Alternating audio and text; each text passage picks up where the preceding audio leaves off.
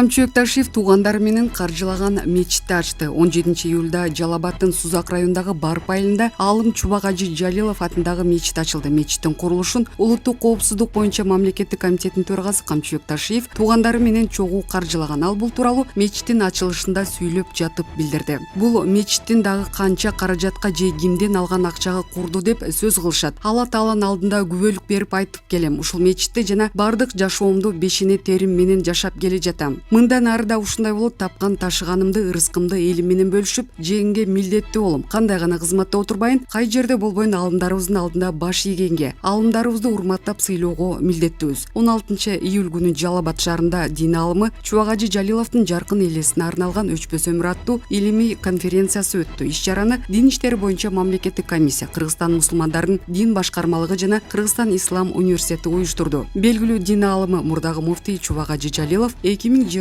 жылдын июль айында пневмониядан 45 жашында каза болгон. Булак азаттык. Эл чындыкты билсин. Эмилбек Каптагаев ар бир накыл сөзүн айтылган мезгили тарыхы бар. Мисалы, ат жакшысы кермеде, эр жакшысы түрмөдө деген сөз бар. Кыязы 1930-жылдардагы тап күрөш курчуп турган мезгилде колунан иш келген, өз жанына тыңдарды кулакка тартып Сибирге, Украинага айдап, ал эми улуттун жүзү болгон Жусуп Абдрахманов, Касым Тыныстанов, Төрөкул Айтматов сыяктуу эр азаматтарды түрмөгө камап жаткан учурда чыккан болуусу керек. Заман ошуп отуруп бул накыл сөз кайрадан учурлаш болуп калды. Акыркы 20-25 жылдын ичинде азыр деле түрмө ууру кескилердин жемкор эшелондарын отура турган жер эмес. Чынында эле эр жакшылары бары отура турган жерге айланып бара жатабы дейм. Кечеги Жеңиш Молдахматовду былтыркы октябрь окуяларына байлап камап койгондору эч акылга сыйбай турат. Ал күндөрү коопсуздук кеңешинин катчысынын орун басары Суваналиев ошол жерде отуруп иштеп жатпады беле. ГКНБнын жамааты деле ордунда болчу. Ал күндөрү Жеңиш басып алды деген бир да сөз жок болчу. Анын үстүндө генералдар баш болуп баары өз ордуларында отурса, кантип басып алмак эле, түшүнүксүз. Маалымат Булак Facebook баракчасынан алдында. Эл чындыкты билсин.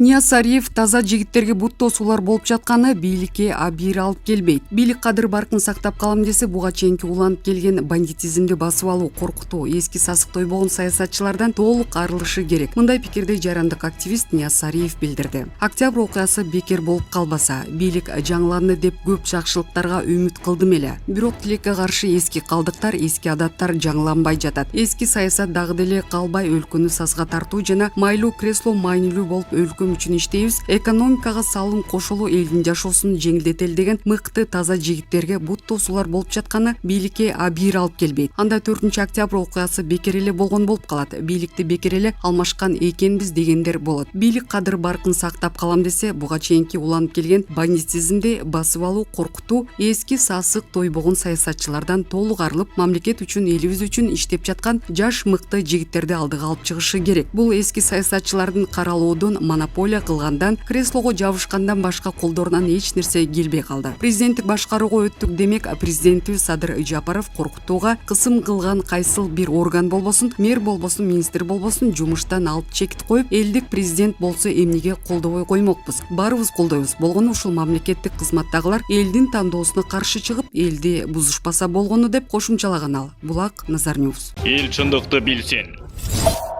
Текебаев бир мандаттуу шайлоо системасы конфликти күчөтөт. Мажоритардык бир мандаттуу шайлоо системасы конфликттик потенциалды күчөтөт. Мындай пикирин Ата Мекен партиясынын лидери Өмүрбек Текебаев Жалбырак ТВ редакциясына берген маегинде билдирген. Өмүрбек Черкешевич жогорку кеңешке боло турган шайлоо кечигип жатат. Шайлоо мыйзамдары азыркыга чейин кабыл алына элек. Ушул күндөрү парламентте аралаш шайлоо системасынын долбоору кызуу талкууланып жатат. Аралаш шайлоо системасы Кыргызстандын кызыкчылыгына жооп береби? Шайлоо системасы өлкөнүн тарыхын, бүгүнкү саясий кырдаалын, элдин алдында турган проблемаларын, аны чечүү жолдорун, эң негизгиси мамлекет алдына койгон стратегиялык планын эске алуу менен тандалып алынышы керек. Шайлоо системасы шайлоолор адилет, эркин, таза, мыйзамдуу өтүшүн камсыз кылышы шарт. Ушул талаптар аткарылбагандан улам 2020 акчабрда кезектеги элдик көтөрүлүш болуп, аягы октябрь революциясы менен бүттү. Бүгүн жогорку кеңеш талкуулап жаткан аралаш шайлоо системасы бул маселелерди чече албайт. Мисалы, мажоритардык шайлоо системасы көпчүлүк принцибине негизделген шайлоо системасы 50% плюс 1 добуш алган партия же талапкер мандатты алып 50% минус 1 добуш алган партия же талапкер куруу жалак калат. Элдин жарымы бул округдагы шайлоо жыйынтыгына канааттанбайт дегенди билдирет. Ошондуктан бул шайлоо системасы адилеттүү эмес. Шайлоо системасы деп эсептелинет. Анын үстүнө жогорку кеңеште каралып жаткан долбоордо шайлоо бир тур менен өтөт деп жазылыптыр. Бул шайлоону ого бетер адилетсиз кылып жиберет. Мисалы, округдан 20 талапкер чыксын дейли. Алар орто эсеп менен 4-6% добуш алышат. Демек 7% добуш алган кандидат депутат болот, 93% добуш берген шайлоочулар куруу жалак калышат. Бул учурда мажоритарды көпчүлүк деген принцип да бузулуп жатат. Эл шайлоонун жыйынтыгында ынанбайт, конфликттик потенциал күчөйт. Мажоритардык бир мандаттуу шайлоо системасы да шайлоочулардын мүдөөсүн аткарбайбы? Мажоритардык шайлоо системасынын бир жакшы жери шайлоочулар талапкерге түз добуш бергенинде, бирок ошону менен артыкчылыгы түгөнөт. Мажоритардык бир мандаттуу шайлоо системасы Кыргызстандын бүгүнкү тарыхый шартында коррупцияга алып келүү шайлоо системасы. КМШ өлкөлөрүнүн 30 жылдык тарыхы көргөзгөндөй бир мандаттуу округдардан байлыгы бар же бийлик колдогон талапкерлер гана өтүп жүрөт. КээДе гана башкача болушу мүмкүн. Мажоритардык шайлоо системасы Кыргызстанда шайлоо округдарын менчиктештирүүгө алып келет. Тигил же бул райондогу жергиликтүү олигархтардын, кландардын ортосунда гана күрөш болот. Карапайым адамдардын өкүлдөрү, мугалим, врач, дыйкан, жаштар, аялдар бир мандаттуу шайлоо округдарынан өтүп келүү мүмкүнчүлүгү дээрлик жокко эсе болот. Мажоритардык системада Кыргызстан мурун регион болуп бөлүнсө, бир райондун ичинде айыл кокту колот, уруу кылып бөлүнүүгө алып келет. Шайлоо системасы тескерисинче элди бириккенге, ынтымакка чакыргандай болушу керек. Булак медиа центр. Эл чындыкты билсин.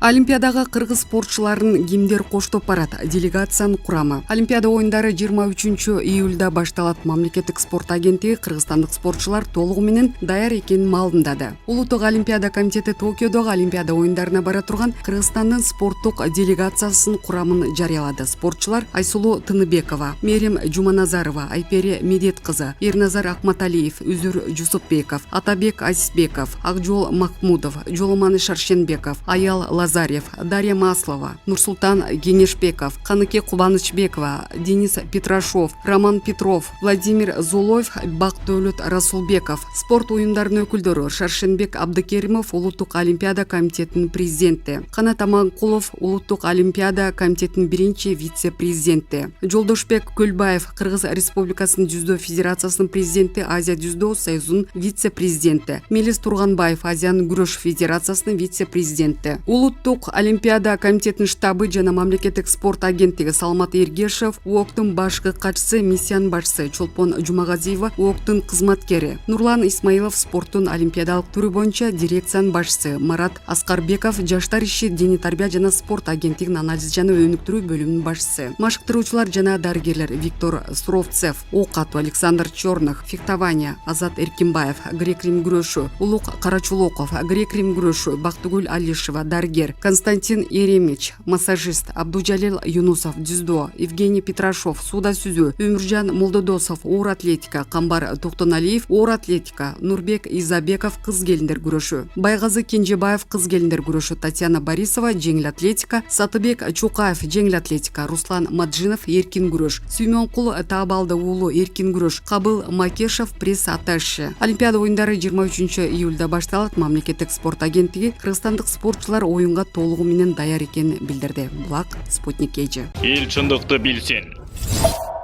Афганистандан качкан этникалык кыргыздар үчүн көчүрүлө турган жер даярдалат. Афганистандын радикал Талибан уюмунун аракеттеринен улам качып кеткен этникалык кыргыздар үчүн Кыргызстандын аймагында көчүп конууга жер даярдалат. Бул тууралуу министрлер кабинетинин төрагасынын орун басары Жылдыз Бакашевдин төрагалыгы астында өткөн жыйында белгилүү болду. Учурда Тышкы иштер министрлиги Тажикстан өкмөтү жана БУнун качкындар боюнча жогорку комиссарынын кеңсеси менен биргеликте ооган кыргыздардын Кыргызстан аймагына андан ары эвакуациялоо боюнча иш алып барып жатканы белгилүү болду.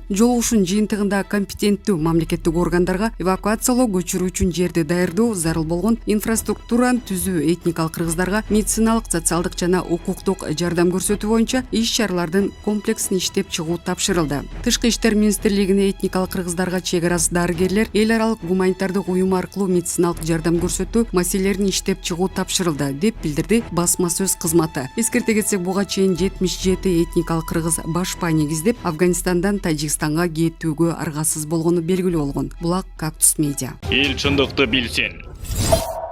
Ысык көлдө Асман эко шаарын куруу талкууланды. Бүгүн 17 июлда Ысык көл облусунун Ысык көл районундагы Тору Айгыр айылында Кыргыз Республикасынын президентинин кеңешчиси Равшанбек Асабировдун төрагалыгы алдында Асман экологиялык таза шаар пилоттук долбоорун ишке ашыруу алкагында долбоордук чечимдерди иштеп чыгуу боюнча ведомстволор аралык жумушчу топтун көчмө кеңешмеси болуп өттү. Бул тууралуу президенттин басма сөз кызматынан маалымдашты. Ушул жылдын 15 июлунда Кыргыз Республикасынын министрлер кабинетинин буйругу менен аталган пилоттук долбоордун алкагында долбоордук чечимдерди иштеп чыгуу максатында ведомстволор аралык жумушчу топ түзүлгөн. Анын курамына министрлер кабинетине караштуу архитектура, курулуш, турак жай, коммуналдык чарба мамлекеттик агенттигинин директору Токтомамбет Сатышев, жумушчу топтун жетекчиси Айыл, суу чарба жана аймактарды өнүктүрүү министринин орун басары Нурлан Шерипов, жумушчу топтун жетекчисинин орун басары, ошондой эле ишке тартылган мамлекеттик органдардын өкүлдөрү кирген. Президенттин кеңешчиси Равшанбек Асабиров аймактын туризм жана инвестиция жаатындагы чоң потенциалын эске алуу менен бул долбоорду ишке ашыруунун өзгөчө маанисин баса белгиледи. Ал жумушчу топ долбоорду ишке ашыруунун механизмдерин, инвестиция жана дүйнөлүк компанияларды тартуу маселелерин кылдат иштеп чыгышы керектигин кошумчалады. Кеңешмен жүрүшүндө пландаштырылган иш-чаралардын алкагында ведомстволор аралык жумушчу топ жаңы шаар куруу мүмкүнчүлүктөрүнө баа берери, ушул сыяктуу эл аралык долбоорлорду ишке ашыруу тажрыйбаларын иликтери жана пилоттук долбоордун концепциясы менен экологиялык критерийлерин иштеп чыгуу боюнча изилдөө багыттарын тизмеси даярдай тургандыгын белгиленди. Аткарылган иштердин жыйынтыгында Асман экологиялык таза шаарын куруунун долбоордук документтерин толук пакети менен жыйынтыктоочу координациялык план министрлер кабинетине киргизилет. Булак медиа центр.